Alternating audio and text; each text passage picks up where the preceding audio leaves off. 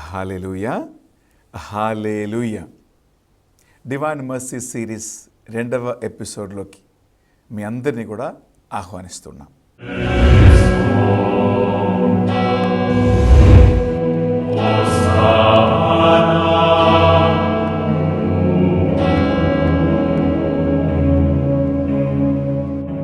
దేవివాణి TV ప్రేక్షకులారా, దేవుని యొక్క కరుణ, కృప నూతన నిబంధనలో మనం ఎలా చూస్తూ ఉన్నాం, ఎలా అనుభవిస్తూ ఉన్నాము అనేటువంటి ఈ 2వ అంశాన్ని మనం ఈరోజు ధ్యానిస్తూ ఉన్నాం.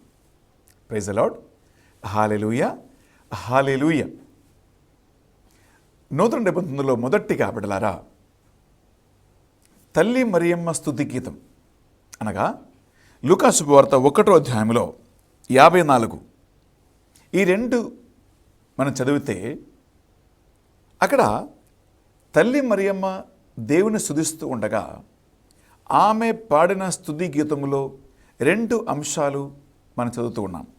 ఒకటేంటంటే 50వ వచనం, his mercy is for those who fear him from generation to generation. అది ఒకటి అంశం. అదేంటంటే దేవుని పట్ల భయభక్తి కలవారి మీద తలముర వరకు ఆయన తన కరుణను, తన కృపను చూపిస్తారని ఇక్కడ తల్లి మరియమ్మ దేవుని స్తుతిస్తూ ఉంటుంది. రెండవదిగా 54వ వచనం, verse 54, he has helped his servant Israel remembering his mercy. అంటే దేవుడు తన కరుణను జ్ఞాపకం ఉంచుకొని ఇజ్రాయేలీయులను ఆయన కాపాడను, రక్షించను, తన కరుణ చూపించను అనే వాక్యంలో ఉంటుంది. నూతన నిబంధనలో దేవుని కరుణను, కృపను గురించి మొదటిగా ఇక్కడ మనము చదువుతూ ఉన్నాం బిడ్డలారా. అక్కడ ప్రారంభిస్తున్నటువంటి దేవుని కరుణ, కృప మనం రెండవది ఎక్కడ చూస్తూ ఉన్నామంటే ప్రియబిడ్డలారా, యేసు క్రీస్తు అనే వ్యక్తిలో చూస్తూ ఉన్నాం. ఎందుకంటే ద న్యూ టెస్టిమెంట్, నూతన నిబంధన అంతా మత్తయి సువార్త, మార్కు సువార్త, లూకా సువార్త, యోహాను సువార్త, ఈ 4 సువార్తలో పూర్తిగా మనము చూస్తున్నటువంటి ఒక ముఖ్యమైన వ్యక్తి యేసు క్రీస్తే. నా ప్రశ్న ఒకటే, యేసు క్రీస్తుకి ఎక్కడి నుంచి వచ్చింది ఈ కరుణ? ఆయన ఎక్కడి నుంచి వచ్చింది ఈ కృప అని ప్రశ్నిస్తే మనకు పరిశుద్ధ గ్రంథం నూతన నిబంధనలో చాలా ఆయన వ్యక్తిగత జీవితాన్ని తెలియచేస్తూ ఉంటుంది. మొట్టమొదటిగా ప్రియబిడ్డలారా, మనం చదివితే వాక్యం సెలవిస్తూ ఉంటుంది, యేసు క్రీస్తు నిరుపేదరికంలో ఆయన పుట్టాడు. నిరుపేదరికం అంటే మనం బైబిల్ చదివితే ప్రియబిడ్డలారా, లూకా శుభవార్త 2వ అధ్యాయము 24వ వచనములో యేసు క్రీస్తుని దేవాలయములో కానుకగా అర్పించినప్పుడు పేదరాల కానుక అయినటువంటి 2 పావురములైనను 2 గువ్వలనైనను కానుకగా అర్పించవలెను అని మోషే ధర్మశాస్త్ర గ్రంథములో రాయబడినట్లు యోజప్ప మరియమ్మలు యేసు క్రీస్తుని దేవాలయంలో కానుకగా అర్పిస్తూ ఉన్నారు. ఈ 2 పావురములు అంటే, 2 గూవలు అంటే ప్రియబిడ్డలారా, అది పేదల కానుక. అంటే డబ్బులు ఉన్నవాడు, ఆర్థిక స్తోమత కలిగి ఉన్నవాడు ఎక్కువగా శ్రేష్టమైన కానుకలు అర్పిస్తూ ఉంటే, అక్కడ తల్లి మరియమ్మ, జోజప్ప అర్పిస్తున్న కానుక ఇదే. అంటే అటువంటి నిరుపేదరికములో యేసుక్రీస్తు పుట్టాడు. మనకు తెలుసు, సత్రంలో స్థలం లేకున్నందువలన ఆయన ఊరు బయట అందరి వల్ల తిరస్కరింపబడి పశువుల పాకలో జన్మించాడు. అంటే పేదరికం అంటే ఏంటో, ఏమి లేనితనం ఏంటో అని యేసుక్రీస్తు తన జీవితములో బాగా అని తెలుసుకున్నాడు. Praise the Lord. Hallelujah, hallelujah. రెండోది ఏంటంటే ప్రియబిడ్డలారా, లూకా సువార్త 4వ అధ్యాయంలో మనము 1 నుంచి మనం 11 వరకు చదివితే అక్కడ మనం చదువుతున్న రెండో అంశం ఏంటంటే ప్రియబిడ్డలారా, సైతానుచే యేసుక్రీస్తు శోధింపబడ్డాడు. మనకు తెలుసు 3 రకాల శోధనలకి ఆయన గురి అయ్యారు. ఒకటి శారీరకమైనటువంటిది, రెండవది మానసికమైనటువంటిది, మూడవది ఆధ్యాత్మిక సంబంధమైనది.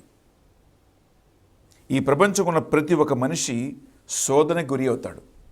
సైతాన్ని శోధించి పాపములో పట్టుకుని నాశనం చేస్తూ ఉండగా ఈ జీవిత యథార్థాన్ని యేసుక్రీస్తు తెలుసుకున్నాడు. సైతానుచే తానే శోధింపబడి 40 రోజు 40 రాత్రి అని ఎడారిలో ఉన్నప్పుడు. ప్రైజ్ ది లార్డ్, హల్లెలూయా, హల్లెలూయా. మూడోది అంటే ప్రియబిడ్డలారా, యేసుక్రీస్తు ఒంటరితనం అంటే ఏంటి, అందరి వల్ల తిరస్కరింపబడటం అంటే ఏంటి అని వ్యక్తిగతంగా తెలుసుకున్నట్లు మనం చదువుతూ ఉన్నాం.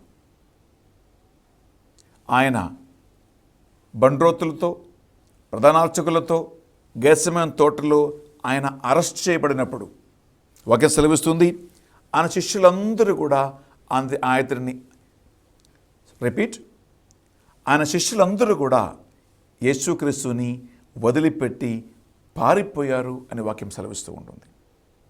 హీనమైన పరిస్థితి ఏంటంటే ప్రియబిడ్డలారా, ఈ 12 మందిని ప్రేమించి ఎన్నుకొని వారిని వెంట పెట్టుకుని అన్ని ఆశ్చర్యకార్యములు, అద్భుత కార్యములు, దేవరాజ్య రహస్యాలు అన్నీ తెలియచేశాడు.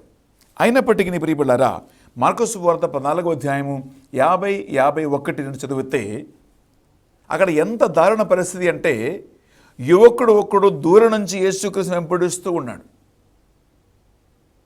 సైనికులు అతనిని బంధించడానికి ప్రయత్నించినప్పుడు వాక్యం సెలవిస్తుంది, ఆయన ధరించినటువంటి ఆ నారబట్ట కూడా అక్కడ వదిలిపెట్టి వస్త్రహీనుడై పారిపోయాడు అని వాక్యం సెలవిస్తుంది.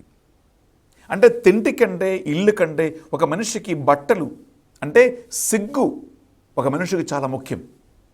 ప్రియబిడ్డలారా, సైనికులు అతనిని పట్టి బంధించడానికి ప్రయత్నించినప్పుడు ఆయన ధరించినటువంటి ఈ ఒకే ఒక బట్ట, నారబట్ట, అది కూడా వదిలిపెట్టి వస్త్రహీనుడై హీ రాన్ అవే నేకెడ్ అనే వాక్యములో ఉంటుంది. అంటే అంతగా కూడా యేసు క్రీస్తుని పూర్తిగా వదిలిపెట్టి అందరి పారిపోయి ఆయన ఒంటరిగా శత్రువుల మధ్యలో నిలబడ్డాడు. ఆలోచించుకోండి. మనిషికి ఎన్నో రకరకాల వేదనలు వస్తాయి, కానీ ప్రేమించువారు దూరం అవ్వటం కంటే ఇంకొక వేదన వేరే లేదు. అందరూ వదిలిపెట్టిపోయినా నో ప్రాబ్లం, కానీ నా అన్నవాళ్ళు, నేను ఎవరి నుంచి ప్రేమ కోరుకుంటానో, ఎక్స్పెక్ట్ చేస్తానో, వాళ్ళే వదిలిపెడితే ఆ వేదన మాటలలో చెప్పలేం, మనం ఎక్స్ప్రెస్ చేయలేం. యేసుక్రీస్తు ఆ బాధ కూడా సహించాడు. మరి మనకు తెలుసు, కొరడా దెబ్బల వల్ల, ముళ్ళ కిరీటం తలపై వేయబడటం వల్ల, కాళ్ళు చేతులు శిలువపై అంటకొట్టడం వల్ల శారీరకమైన వేదన ఏంటో ఆయనకి బాగా తెలుసు. ఏలోయ్ ఏలోయ్ లామా సబక్తానీ, నా దేవా నా దేవా నన్ను ఎందుకు ఇలా విడనాడదివి అని పలికి ఏడ్చి కన్నీరు కార్చినప్పుడు వేదన ఏంటో అని ఆయనకి బాగా తెలుసు. ప్రియ సహోదరి, ప్రియ సహోదరులారా, చివరికి మరణించాడు. ఈ అన్ని మానవ సంబంధమైన అనుభవాలను కలిపి పెడితే ప్రియబిడ్డలారా, ఒకే ఒక అంశం చాలు. తెలుగులో ఒక సామెత ఉందండి, అన్నం ఉడికిందా అని ఆ కుండలో ఉన్నటువంటి అన్నం మొత్తం తినే అవసరం లేదు, ఒక్క మెతుకు చూస్తే అన్నం ఉడికిందా అని తెలుస్తుంది. అలాగే ఇక్కడ ఒక్క వచనం చదవాలనుకుంటున్న ప్రియబిడ్డలారా, హెబ్రీ రాసిన పత్రిక 4వ అధ్యాయము 15వ వచనం, అక్కడ ఒక వాక్యం ఉంటుంది. For we do not have a high priest who is unable to sympathize with our weaknesses, but we have the one who in every way, in every respect has been tested as we are yet without sin. అంటే మన ప్రధాన యాజకుడు అయినటువంటి యేసుక్రీస్తు ఎలాంటి వాడంటే, మనకు సహానుభూతి చూపలేని ఒక ప్రధాన యాజకుడు కాదు. మనల్ని సరైన విధంగా అర్థం చేసుకోగలిగే ఒక ప్రధాన యాజకుడు. ఎందుకంటే ఆయన మా వలె అన్ని విధాలుగా శోధింపబడి వేదనలకి బాధలకి గురి అయినప్పటికీ కూడా పాపం చేయకుండా మనతో సహానుభూతి చూపించగలిగే ఒక ప్రధాన యాజకుడు అని హెబ్రీయులకు రాసిన పత్రిక 4:15 చదువుతూ ఉన్నాం బిడ్డలారా. సో యేసుక్రీస్తు ఎందుకు మానవులపై నీ మీద నా మీద అంత కృప అంత కరుణ చూపిస్తున్నాడంటే ఆయన వ్యక్తిగతంగా తెలుసుకున్నాడు.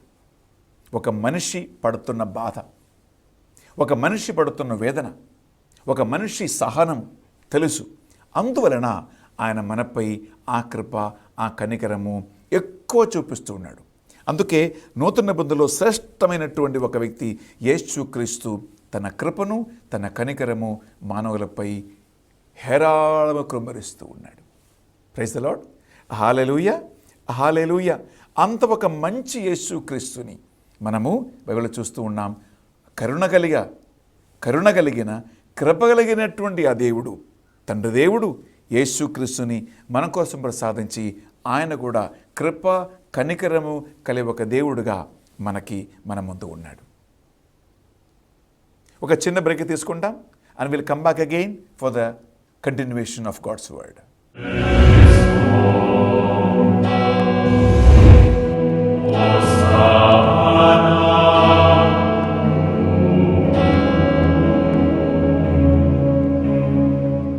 Welcome back, my dear brothers and sisters, and we continue our reflection on divine mercy in the New Testament.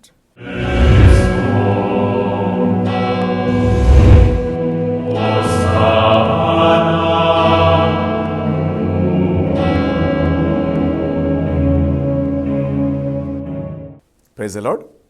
Hallelujah. Hallelujah. యేసుక్రీస్తు దేవుని యొక్క కృప కరుణ ఎటువంటిదో అని చూపేయటానికి రకరకాల ఉపమానాలు పరిశుద్ధ గ్రంథములో మనకు తెలియజేస్తూ ఉన్నాడు. బైబిల్లో the crown of all the parables అనగా ఉపమానాలకు అన్నిటికంటే కిరీటము ఏంటంటే the parable of the prodigal son, అంటే తప్పిపోయిన కుమారుని యొక్క ఉపమానం. ఈ ఉపమానం ఆ కథ మీ అందరికీ తెలుసు, అందువల్ల ఆ కథ నేను ఇక్కడ చెప్పట్లా. ప్రియబిళ్ళారా, ఇక్కడ ఒక అంశము చాలా ముఖ్యమైనది. ఒకటి, పరిశుద్ధ గ్రంథములో పాత నిబంధనలో మోషే ధర్మశాస్త్ర గ్రంథం ప్రకారము తండ్రి ఆస్తిని సగం పొందుకోవటానికి హక్కు అధికారము పెద్ద కుమారునికి, చిన్నవాడికి ఆస్తిలో సగం పొందుకోవటానికి అధికారం లేదు. 1/3 ఓన్లీ హీ కెన్ టేక్. కానీ ఇక్కడ గమనించండి, చిన్న కుమారుడు తండ్రి దగ్గరికి వచ్చి, తండ్రి ఆస్తిలో సగం భాగం నాకు ఇవ్వమని చెప్పి అడుగుతూ ఉన్నాడు.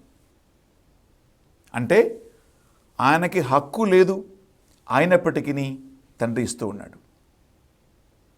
అది వదిలిపెట్టండి. రెండోది ఏంటంటే, ఆ ఆస్తిని ప్రోగు చేసి నాకు ఇంకా తండ్రి వద్దు, ఐ డోంట్ నీడ్ యూ. ఒకటి, తండ్రికి కుమారునికి మధ్య సంబంధాన్ని దూరం చేస్తూ, రెండవది అనర్హమైనటువంటి సొమ్ము ప్రోగు చేసుకుని వెళ్ళిపోతూ ఉన్నాడు. ప్రియబిళ్ళారా, సొమ్ము పోతే పోనీలే, అది కాదు, కానీ తండ్రి గుండెను గాయపరచి కుమారుడు వెళ్ళిపోతూ ఉన్నాడు. Is an inner wound created by the son. అంటే కనిపించిన కొడుకుకి ఇంకా తండ్రి అవసరం లేదు అంటే, తల్లిదండ్రులతో పిల్లలు నాకు ఇంకా నీతో పని లేదు, నువ్వు అవసరం లేదు అని అంటే ఎలా బాధపడతారు? అలా ఒకటి ఆస్తిలో సగము, రెండవది గుండెను గాయపరచి వెళ్ళిపోతున్నాడు. ప్రియబిళ్ళారా, దేవుని కృప కనికరము ఎంత లోతైనదో అని దేవుడు ఎలా చూపిస్తున్నాడంటే, ఆ కుమారుని కోసం తండ్రి ఎదురు చూస్తూ ఉన్నాడు. దూరం నుంచి చూడగానే పరిగెత్తుకుంటూ వెళ్ళి అతన్ని కౌగిలించి ముద్దు పెట్టి, ఆ కుమారుడు ఏం మాట్లాడుతున్నాడో అదేం తండ్రి గమనించట్లా. తండ్రి, నేను నీకును పరలోకానికి విరుద్ధంగా తప్పు చేసుకున్నాను, నీ కుమారుడు అని పిలిపించుకున్న యోగ్యత నాకు లేదు, నీ పనివారిలో ఒక్కరిగా పెట్టుకుంటే చాలు అని చెప్తూ ఉన్నాను. సరే, తండ్రి అదే పట్టించుకోవట్లా. మనకు తెలుసు ఎంత కనికరం అంటే, ఎంత ప్రేమ అంటే, నా కుమారుడు పోగొట్టుకున్నవాడు తిరిగి వచ్చాడు, చచ్చిపోయేవాడు మరల బ్రతికాడు అని చెప్పి మేలైన పట్టు వస్త్రమును, ఉంగరమును, పాదరక్షను తొడిగించి తీసుకున్నటువంటి ఒక తండ్రి ప్రేమ, ఆ కృప, ఆ కనికరము ఈ నూతన నిబంధనలో అంటే the crown of all the parables. అన్ని పారబుల్స్ పక్కన పెట్టండి, ఇది అన్ని పారబుల్స్ కంటే చాలా శ్రేష్టమైనది. అంటే కిరీటము, పారబుల్కి అన్నిటికీ కిరీటము, ఉపమానాలకు అన్నిటికీ కిరీటము. ఇటువంటి ఒక కరుణ, ఇటువంటి ఒక కృప, ఒక ప్రేమ అక్కడ మనం చూస్తూ ఉన్నాం బిడ్డలారా. Praise the Lord. Hallelujah, hallelujah, hallelujah, hallelujah. ఈ కృప లేదా ఈ కనికరం, ద మెర్సీ ఎప్పుడు వస్తుంది ప్రియలారా? ఒక మనిషిని మనం సరైన విధంగా అర్థం చేసుకున్నప్పుడే నిజంగా ఒక కనికరము, నిజంగా ఒక ప్రేమ, ద మెర్సీ ఆ వ్యక్తి పట్ల మన హృదయం నుంచి ప్రవహిస్తూ ఉంది అన్నమాట. Praise the Lord. Hallelujah, hallelujah, hallelujah, hallelujah. అందుకే యేసుక్రీస్తు కల్వరి సిలువలో తన కృప, తన కరుణ, తన ప్రేమ యొక్క అత్యున్నతమైనటువంటి ఉదాహరణాన్ని చూపిస్తూ ఉన్నాడు. ఈ తపస్కాలములో మనం ధ్యానిస్తున్న అంశం అదే. సిలువలో 7 మాటలు పలికాడు. పవిత్ర శుక్రవారం ప్రతి చర్చిలో ఈ 7 మాటల గురించి మనం వాక్యం వింటూనే ఉంటాం. ప్రియమైన గమనించండి, శారీరకంగా ఎంత గాయపడి ఉన్నాడు యేసుక్రీస్తు. శిలువపై భూమి ఆకాశానికి మధ్య వేలాడుతూ ఉన్నాడు యేసుక్రీస్తు. ఆకలి దప్పికతో ఉన్నాడు యేసుక్రీస్తు. తిరస్కరింపబడి ఉన్నాడు యేసుక్రీస్తు. ఏడుస్తూ ఉన్నాడు యేసుక్రీస్తు. మరణ వేదన అనుభవిస్తున్నాడు యేసుక్రీస్తు. కానీ గమనించండి, మొదటి మాట ఏంటి?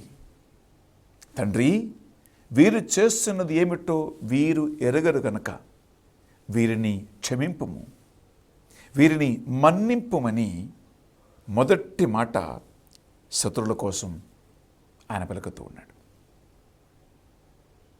Praise the lord.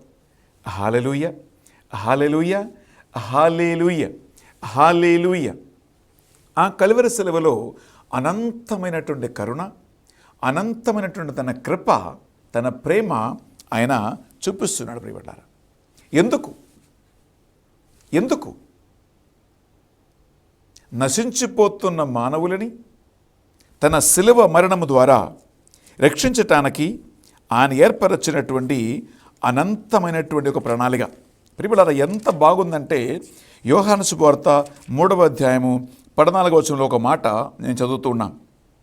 Just as Moses lifted up the serpent in the wilderness, so must the Son of Man be lifted up, that whoever believes in him may not have. I repeat once again. Just as Moses lifted up the serpent in the wilderness, so must the Son of Man be lifted up, that whoever believes in him may have eternal life. అంటే మోషే ఎడారిలో ఎట్లు సర్పముని ఎత్తనో అలా మనుష్య కుమారుడు కూడా ఎత్తబడవలయును. ఎందుకు?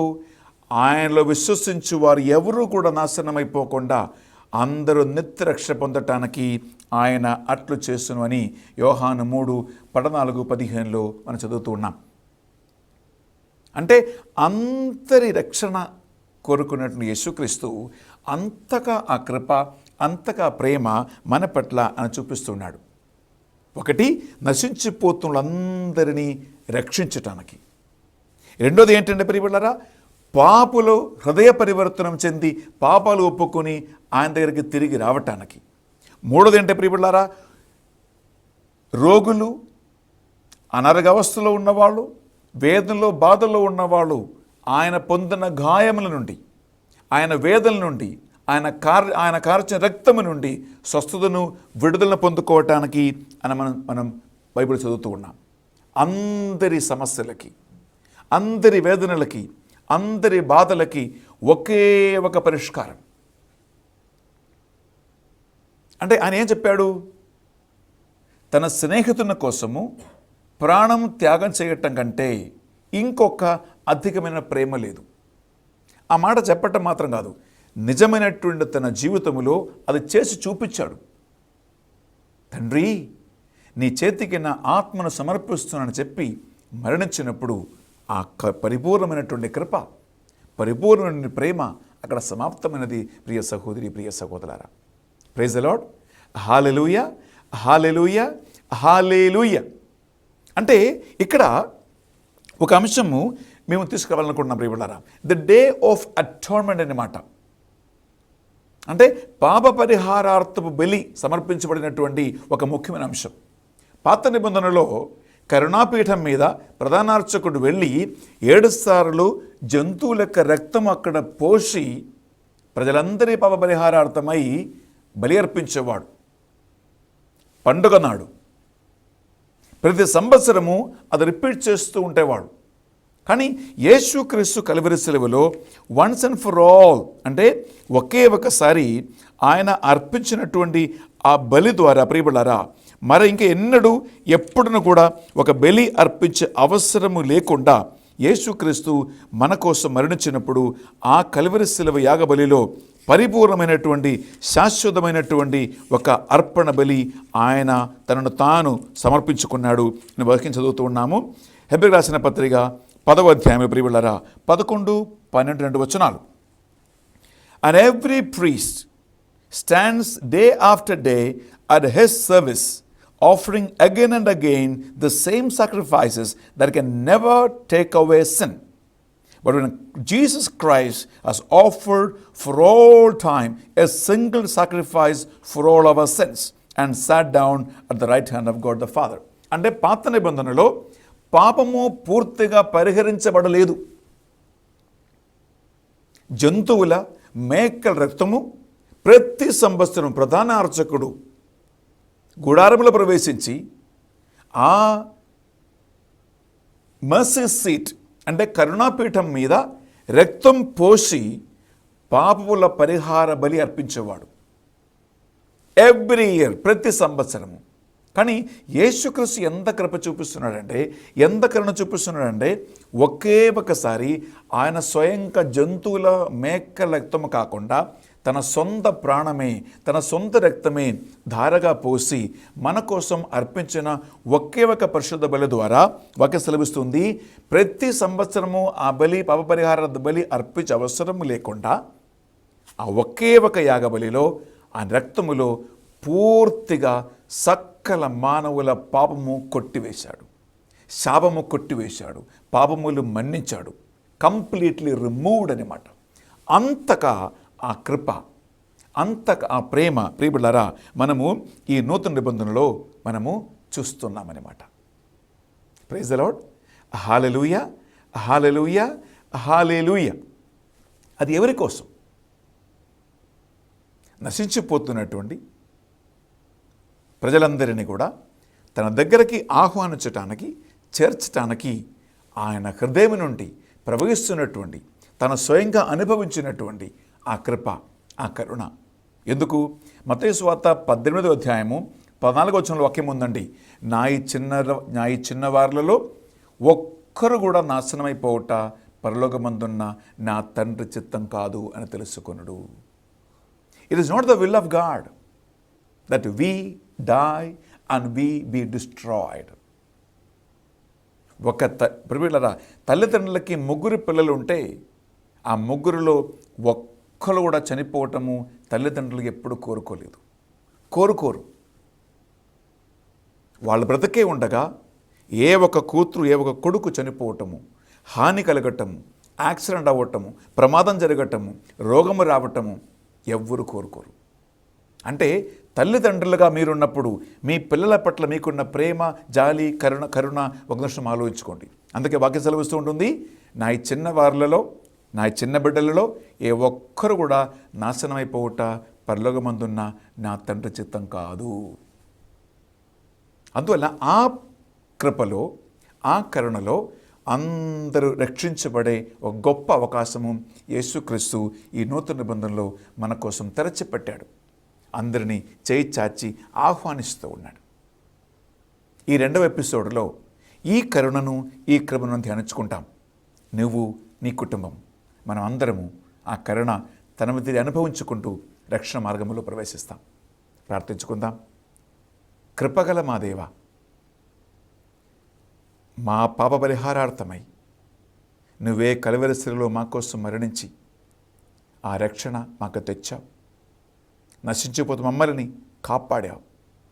ఈరోజు వాక్యం వింటున్న ఈ బిడ్డలు ఆ కృప ద్వారా, ఆ కరుణ ద్వారా ఆకర్షించబడుదురుగాక. అందరూ రక్షణ మార్గంలో ప్రవేశించడానికి నీవు అర్పించిన ఆ కలువరి శిలువ యాగబలిలో మమ్మల్ని కూడా చేర్చుమని ప్రార్థిస్తున్నాం. ఈ మా ప్రార్థనలు మా నాథుడైన యేసుక్రీస్తు పరిశుద్ధ నామములో అడిగి వేడుకొనుచున్నాం తండ్రి. ఆమేన్. హల్లెలూయా, హల్లెలూయా, హల్లెలూయా.